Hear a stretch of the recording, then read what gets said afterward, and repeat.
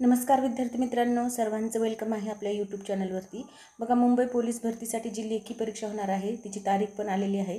त्यासाठी आपण ही जी सिरीज चालू केलेली आहे त्यामधला आजचा हा 16वा पार्ट आहे। तर बघा, आजचा पहिला क्वेश्चन आहे, महाराष्ट्र विधान परिषद सभापतीपदी कोणाची निवड झाली आहे? तर ह्याचं करेक्ट आन्सर आहे ए ऑप्शन, राम शिंदे यांची अशा प्रकारे निवड झालेली आहे। राम शिंदे यांची महाराष्ट्र विधान परिषदेचे सभापती म्हणून बिनविरोध निवड झालेली आहे। तर बघा, पुढचा प्रश्न आहे, भारतात होणाऱ्या पहिल्या kho kho world कपसाठी brand ambassador म्हणून कोणाची निवड करण्यात आली? तर ह्याचं करेक्ट आन्सर आहे सी ऑप्शन, सलमान खान यांची इथे निवड करण्यात आलेली आहे। सलमान खान यांची भारतात होणाऱ्या पहिल्या kho kho world कपसाठी brand ambassador म्हणून निवड झालेली आहे। तर बघा, पुढचा प्रश्न आहे, कोणत्या ठिकाणादरम्यान भारतातील पहिला हायपरलूप रेल्वे चाचणी ट्रॅक तयार करण्यात आला आहे? तर ह्याचं करेक्ट आन्सर आहे मुंबई ते पुणे, म्हणजेच 4 नंबरचं ऑप्शन आपलं करेक्ट आहे। मुंबई ते पुणे दरम्यान हायपरलूप प्रकल्पाची योजना आहे, परंतु सध्याच्या चाचणी ट्रॅक IIT मद्रासच्या कॅम्पसमध्ये तयार करण्यात आलेला आहे।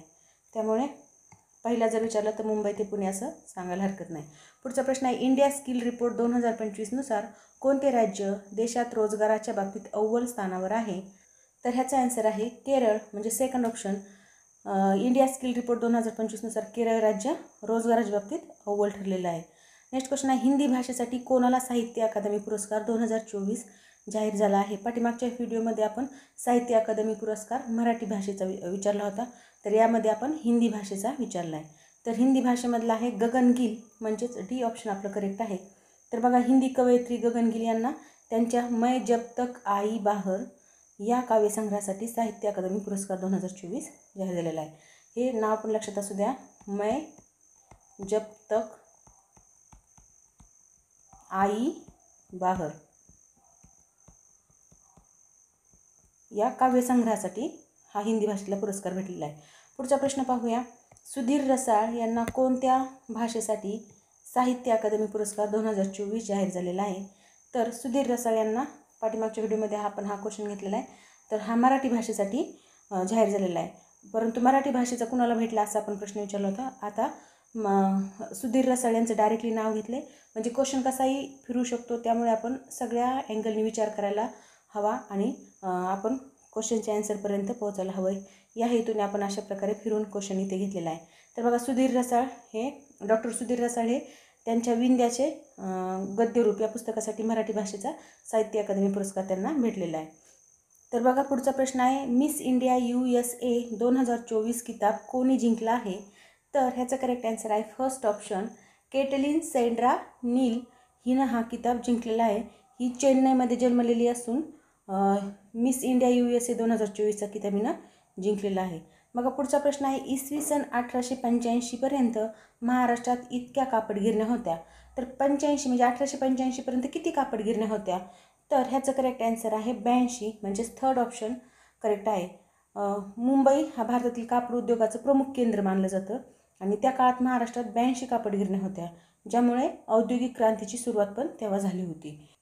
तर बघा, पुढचा प्रश्न आहे, पिग्मी ही जमात कोणत्या प्रदेशात आढळते? तर पिग्मी ही जमात पूर्व आफ्रिकामध्ये आढळते, म्हणजेच थर्ड ऑप्शन आपलं करेक्ट आहे पूर्व आफ्रिका। पिग्मी ही जमात मुख्यतः कांगो, कॅमेरून आणि गॅबॉन यासारख्या पूर्व आफ्रिकेतील घनदाट जंगलामध्ये ही जमात आढळून येते आणि त्यांची उंची कशी असते, एकदम छोटी असते, लहान उंचीची असतात ते। पुढचा प्रश्न पाहूया, चुकीचा पर्याय शोधा। चुकीचा पर्याय शोधायचा आपल्याला। पहिला, इंदिरा गांधी कालवा राजस्थानमध्ये आहे, तर यस, इंदिरा गांधी कालवा हा राजस्थानमध्ये आहे, म्हणजे हे सेंटेन्स कसं आहे, बरोबर आहे। दुसरा आहे, भारत अणुचाचण्या नेहमी पोखरण राजस्थान येथे घेतो, तर हे पोखरण कुठे राजस्थानमध्ये आणि नेहमी अणुचाचण्या आपण तिथे घेतो, हे पण सेंटेन्स बरोबर आहे। आता बघा, तिसरा आहे, भारतातील सर्वात उंच शिखर कांचनगंगा आहे, तर हे कसं आहे, हे चूक आहे, कारण भारतातील सर्वात उंच शिखर कांचनगंगा नाही तर K2 गॉडविन ऑस्टिन हे आहे। आणि चौथा आहे, क्षेत्रफळाच्या दृष्टीने जगात भारताचा 7वा क्रमांक लागतो, तर हे देखील कसं आहे, करेक्ट आहे, म्हणजे चुकीचा आपला आहे 3 नंबरचा पर्याय। 3 नंबरचा पर्याय आपल्याचं उत्तर आहे। पुढचा प्रश्न पाहूया, बगदाद हे शहर कोणत्या नदीच्या काठावर वसलेले आहे? तर बगदाद हे शहर टायग्रेस नदीच्या काठावर वसलेले आहे, म्हणजे फर्स्ट ऑप्शन आपलं करेक्ट आहे। बगदाद हे काय, इराकचे राजधानीचे शहर देखील आहे आणि टायग्रेस नदीच्या काठावर हे बगदाद शहर बसलेलं आहे। तर पुढचा प्रश्न पाहूया, कल्हारी हे वाळवंट कोणत्या खंडात आहे? तर कल्हारी हे वाळवंट दक्षिण आफ्रिका खंडात आहे, म्हणजेच थर्ड ऑप्शन करेक्ट आहे. विशेषतः बोत्सवाना, नामिबिया आणि दक्षिण आफ्रिका देशामध्ये हे कल्हारी वाळवंट पसरलेलं आहे. पुढचा प्रश्न आहे, नागार्जुन सागर प्रकल्प कोणत्या नदीवर आहे? तर नागार्जुन सागर प्रकल्प हा कृष्णा नदीवर आहे. आणि कृष्णा नदी कुठे आहे? तर ही आंध्र प्रदेश आणि तेलंगणामध्ये या नदीचा प्रवाह आहे. हा प्रकल्प सिंचन आणि पाण्याच्या साठ्यासाठी महत्त्वाचा ठरला आहे. बघा पुढचा प्रश्न आहे, सुती व रेशीम साड्यांच्या उत्पादनासाठी कोणता जिल्हा प्रसिद्ध आहे? तर याचं करेक्ट आन्सर आहे सोलापूर, म्हणजे सेकंड ऑप्शन करेक्ट आहे. सोलापूर जिल्ह्यात सुती साड्या आणि चादरीसाठी देखील प्रसिद्ध आहे आणि तिथला हातमाग उद्योगाला देखील ऐतिहासिक महत्त्व आहे. तर बघा पुढचा प्रश्न आहे, दगडी कोळशासाठी प्रसिद्ध नसलेले ठिकाण कोणते?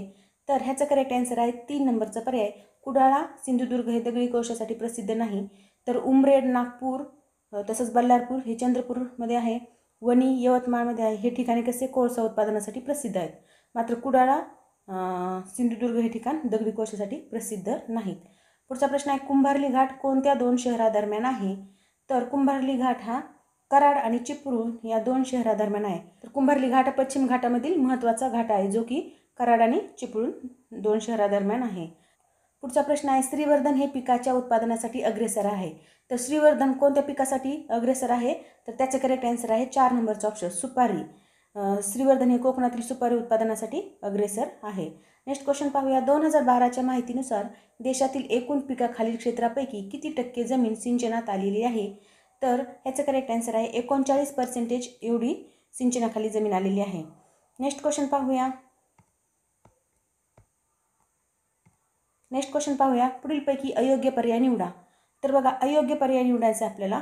तर पहिलं सेंटेन्स दिलं, देशात सर्वात जास्त गव्हाचे उत्पादन करणारे राज्य उत्तर प्रदेश आहे. हे सेंटेन्स कसं आहे? तर हे बरोबर आहे. देशात सर्वात जास्त तांदळाचे उत्पादन करणारे राज्य पश्चिम बंगाल आहे. हे देखील कसं आहे? बरोबर आहे. आणि तिसरं काय, देशात सर्वात जास्त डाळीचे उत्पादन करणारे राज्य तामिळनाडू आहे. तर हे उत्तर कसं आहे? हे चुकीचं आहे, म्हणजे हा पर्याय चुकीचा आहे. आणि चौथं काय, देशात सर्वात जास्त दर हेक्टरी ऊसाचे उत्पादन करणारे राज्य तामिळनाडू आहे. हे देखील सेंटेन्स बरोबर आहे. आपल्याला अयोग्य पर्याय विचारला तर ते 3 नंबरचं आहे, कारण तामिळनाडू हे डाळीचे उत्पादन करणारं राज्य नाही. तर मध्य प्रदेश हे डाळीचे उत्पादन करणारं राज्य आहे, MP म्हणजेच मध्य प्रदेश. नेक्स्ट क्वेश्चन पाहूया, विषुववृत्तीय भागापेक्षा ध्रुवीय भागास कमी सौरशक्ती मिळते कारण? तर बघा कारण काय दिलं आहे, ध्रुवीय प्रदेश सदैव बर्फाच्छादित असतो. दुसरं दिलं आहे, ध्रुवीय प्रदेशात सूर्यकिरणे तिरपी पडतात. आता ध्रुवीय प्रदेश सदैव बर्फाच्छादित असतो, हे देखील कसं आहे? थोडंसं बरोबर आहे, परंतु ध्रुवीय प्रदेशात सूर्यकिरणे तिरपी पडतात हे सेंटेन्स जास्त बरोबर वाटतं ह्या सेंटेन्सपेक्षा.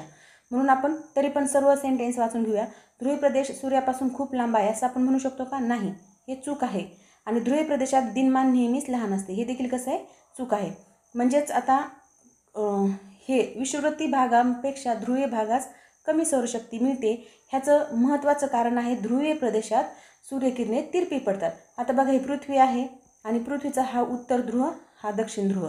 आणि सूर्यकिरणं म्हणजे जेव्हा इथे पडतात किंवा उत्तरायण आलं की इथपर्यंत येतात आणि दक्षिणायन चालू झालं की असं इथपर्यंत. परंतु इथपर्यंत सूर्यकिरणं सरळ पडतात का? नाही. तर सूर्यकिरणं कशी तिरपी पडतात आणि तिरपी पडल्यामुळे इकडे काय, ध्रुवीय भागास सौरशक्ती कमी मिळते. म्हणून आपलं 2 नंबरचं उत्तर परफेक्ट बरोबर आहे. नेक्स्ट क्वेश्चन आहे, नांदूर मधमेश्वर पक्षी अभयारण्य महाराष्ट्रातील कोणत्या जिल्ह्यात आहे? तर ह्याचं करेक्ट आन्सर आहे नाशिक, म्हणजे फर्स्ट ऑप्शन. नांदूर मधमेश्वर पक्षी अभयारण्य नाशिक जिल्ह्यात कोणत्या नदीच्या काठावर आहे? तर गोदावरी नदीच्या काठावर आहे. आजूबाजूची माहिती आपण ह्याच्यासाठी सांगतोय की अशा प्रकारे जर क्वेश्चन आला आणि त्याच्या आजूबाजूच्या माहितीवर जरी क्वेश्चन आला तरी ते आपला टॅकल झाला पाहिजे, मिस झाला नाही पाहिजे. म्हणून आपण सविस्तर इथे डिटेलमध्ये माहिती देतोय. तर बघा पुढचा प्रश्न आहे, लोकसंख्येचा विचार करता महाराष्ट्रातील 2ऱ्या क्रमांकाचे नागरी संकुल व 2ऱ्या क्रमांकाचे दशलक्षी शहर कोणते? तर ह्याचं करेक्ट आन्सर आहे पुणे, म्हणजेच थर्ड ऑप्शन. मुंबई 1 नंबरला आहे. मुंबईनंतर पुणे हे महाराष्ट्रातील 2ऱ्या क्रमांकाचे नागरी संकुल आहे.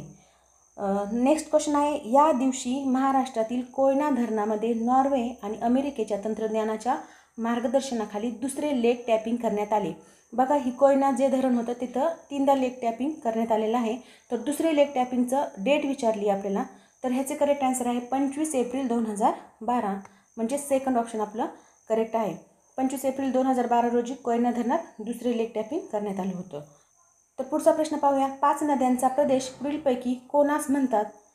तर ह्याचं करेक्ट आन्सर आहे 3 नंबरचा ऑप्शन पंजाबला. पंजाबचा अर्थ आहे 5 नद्यांचा प्रदेश, कारण सतलज, बियास, रावी, चिनाब आणि झेलम या 5 नद्या या प्रदेशातून वाहतात, म्हणून आपण त्याला 5 नद्यांचा प्रदेश असं म्हणतो. नद्या पण लक्षात असू द्या, सतलज, बियास, रावी आणि चिनाब आणि झेलम अशा 5 नद्या आहेत. पुढचा क्वेश्चन आणि आपल्या व्हिडिओमधला लास्ट क्वेश्चन आहे, पुढीलपैकी कोणती विधाने सत्य आहेत? तर बघा, सत्य विधान ओळखायचे आपल्याला. तर पहिलं आहे, सातपुडा पर्वतातील सर्वात उंच शिखर कळसुबाई आहे.